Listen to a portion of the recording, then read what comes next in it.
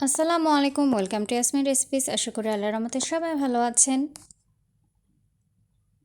Egg vegetable chowmein খেতে কার কার ভালো লাগে অবশ্যই কমেন্টে জানাবেন। ফ্রাই প্যানে পানি গরম করতে বসিয়ে দিয়েছি, এর মধ্যে পরিমাণ মতো লবণ এবং সামান্য পরিমাণে তেল দিয়েছি যেন নুডলস ছিটকে না ধরে একটি অন্যটির সাথে।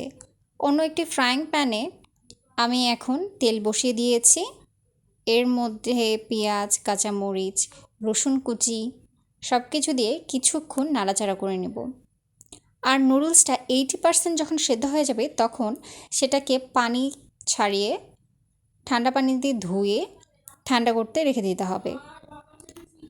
এর মধ্যে এখন আমি বাঁধাকপি, গাজর দিয়ে আবারও ভালোভাবে নাড়াচাড়া করে নেব এবং দিয়েছি ক্যাপসিকাম। ক্যাপসিকাম দিয়েও গাজর, মটরশুঁটি, না আমি এখানে মটরশুঁটি ইউজ করিনি, কিন্তু আপনারা ইচ্ছা করলে দিতে পারেন। সবজিগুলো যখন অনেকটা রান্না হয়ে যাবে এর মধ্যে আমি 2টা ডিম দিয়েছি, একটু ধনে গুঁড়ো, একটু জিরে গুঁড়ো। আবারও ভালো করে সবজিগুলোর সাথে মিক্সড করে নিব এবং পরিমাণ মতো লবণও দিয়ে দিয়েছি।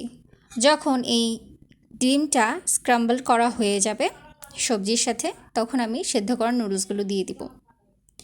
এই নুডলসের উপরে আমি দিয়ে দিচ্ছি soya sauce, vinegar, chilli sauce, tomato sauce, সাদা এবং কালো গোলমরিচের গুঁড়ো এবং 2টি স্প্যাচুলার সাহায্যে আমি সব কিছু ভালোভাবে মিক্সড করে নেব। তো আশা করি এই সিম্পল রেসিপিটি আপনাদের ভালো লাগবে।